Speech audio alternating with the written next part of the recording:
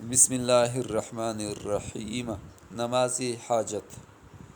ترمذی شریف کی ایک حدیث ہے جس کا مفہوم کچھ اس طرح ہے کہ جس کو کوئی حاجت اللہ تعالیٰ سے یا کسی بندہ سے ہو تو اسے چاہیے کہ اس طرح نماز پڑھے، انشاءاللہ اس کی حاجت پوری ہوگی۔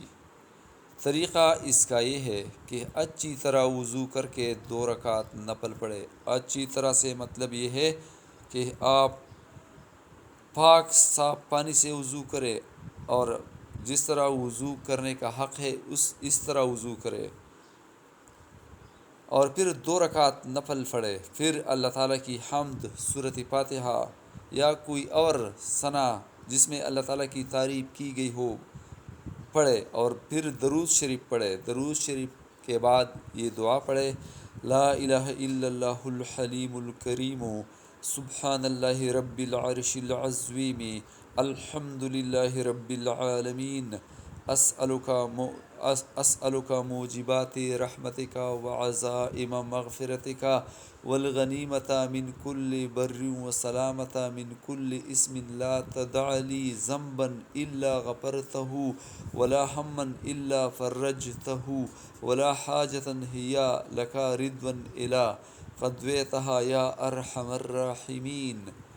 ترجمہ: کوئی معبود نہیں سوائے اللہ بردبار کرم کرنے والے کے، پاک ہے اللہ عرش عظیم کا پروردگار۔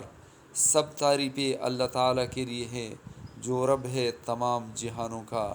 میں سوال کرتا ہوں، میں التجا کرتا ہوں، میں عرض کرتا ہوں، میں بھیک مانگتا ہوں یا اللہ تجھ سے، ان کاموں کا جو تیری رحمت اور بخشش کا موجب ہے، اور پیدا کا ہر نیکی سے اور سلامتی کا ہر گناہ سے۔